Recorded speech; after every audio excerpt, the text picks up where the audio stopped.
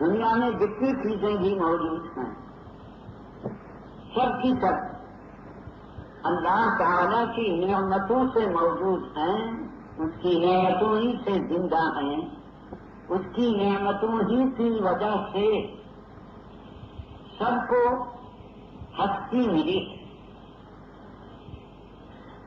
البتہ ہر ایک کے اندر کمی اور بیشی نعمتوں کی ہے۔ انسان بھی تمام مخلوقات میں سے ایک مخلوق ہے، مگر اس کو جس قدر انعام خدا کی طرف سے عطا کیا گیا ہے اور کسی مخلوق کو اتنا انعام نہیں دیا گیا، اسی بات سے انسان کو تمام عقلاء اور حکماء اس پر متفق ہیں کہ یہ اشرف المخلوقات ہے۔ تمام اللہ تعالیٰ کی پیدا کی ہوئی چیزوں میں سب سے زیادہ شرافت والا بلندی والا مخلوق وہ انسان ہے۔ قرآن بھی اسی بات کو تسلیم کرتا اور حقیقت بھی یہی ہے۔ اگرچہ بے وقوف لوگ اور خصوصاً بہت سے انسان کے اشرف المخلوقات ہونے کے اندر تعامل کرتے ہیں، انسان خود بہت سی چیزوں کو اپنے سے اعلیٰ، اپنے سے بڑھ کر، اپنے سے زیادہ اشرف سمجھتا ہے اور ان کے سامنے سر جھکاتا ہے، سجدہ کرتا ہے، ان کی عبادت کرتا ہے۔ جس طرح سے کہ غیر انسانوں نے بھی انسان کو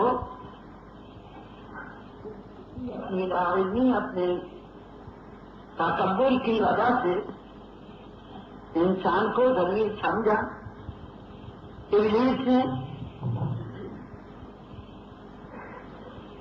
انسان کو سجدہ کرنے سے انکار کیا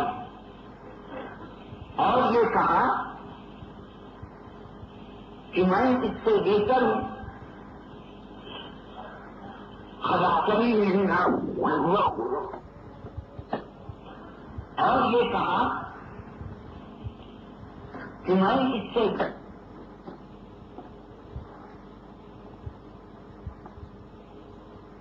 کہا کہ میں اس سے بہتر ہوں، خلقتنی من نار وخلقتہ من طین۔ اے خدا، کیا میں اس کو سجدہ کروں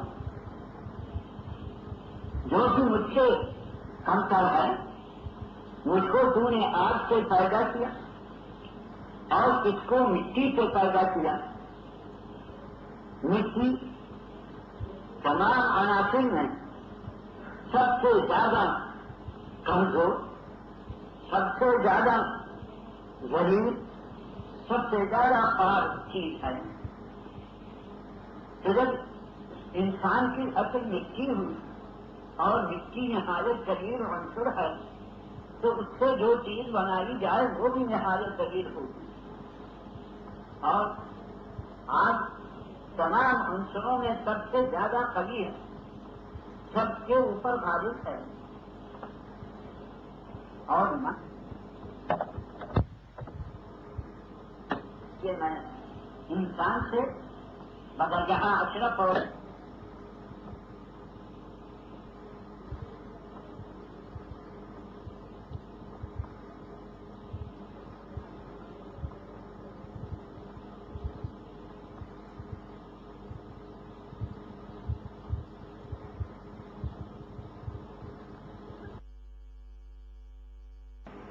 آپ نے حکم دیا جو سلول آدم، فرشتوں کو حکم کیا، مجھ کو حکم کیا، سب کو حکم کیا کہ آدم کو سجدہ کر۔ یہ چیز عقل کے خلاف ہے، تو اس واسطے ابلیس نے انکار کیا. تو جس طرح سے بہت سے انسان کو شریف کر اور معظم اور محترم پر نہیں سمجھتے، غیر بھی اسی طرح سے سمجھتے. اللہ تعالیٰ نے انسان کی شرافت کو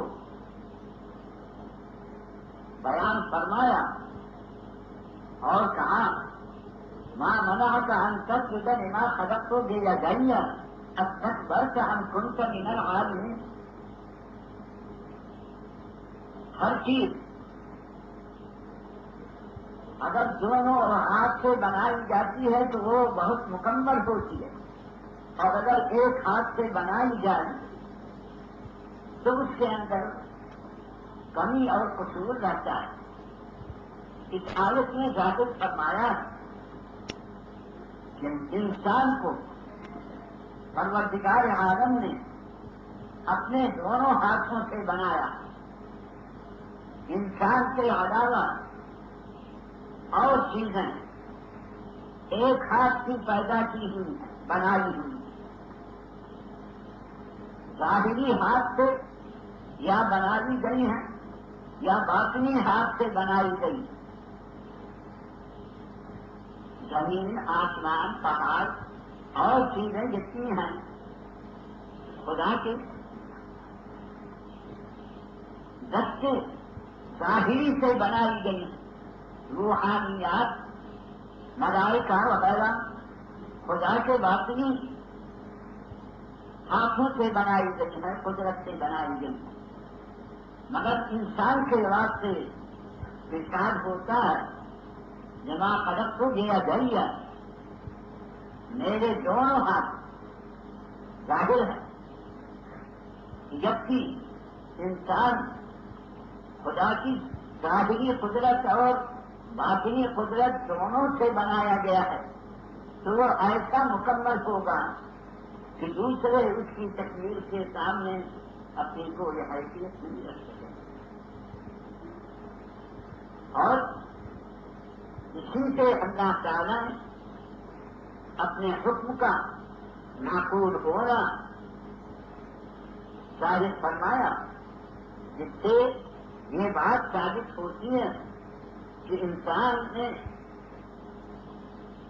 خالق نے اس قدر حکمتیں اور باریکیاں رکھی ہیں کہ اور کسی مخلوق میں وہ نہیں پائی جاتی. اسی سے یہ بات بھی ظاہر ہو جاتی ہے کہ کیوں انسان کو اللہ تعالیٰ نے اپنی خلافت کی نعمت عطا فرمائی اور کیوں غیروں کو نہیں عطا فرمائی. معلوم ہوا کہ قائم مقام شہنشاہ کا، رب العالمین کا وہی شخص ہو سکتا ہے کہ جس کے اندر سب سے زیادہ تر قابلیت اور کمالات ہو. خدا کا خلیفہ اور قائم مقام اور جانشین فقط حضرت آدم علیہ السلام اور ان کے اولاد کو قرار دیا گیا. ملائکہ کو، فرشتوں کو، جنات کو، فلکیات کو، نجوم کو اور بہت سی چیزیں تھیں، ان میں سے کسی کو یہ شرف نہیں عطا فرمایا گیا کہ وہ قائم مقام اور خلیفہ رب العالمین کا. ہر چیز کا قائم مقام وہ ہوتا ہے جو کہ اس چیز کے کمال کے اندر اگر مساوی نہ ہو تو بالکل خالی بھی نہ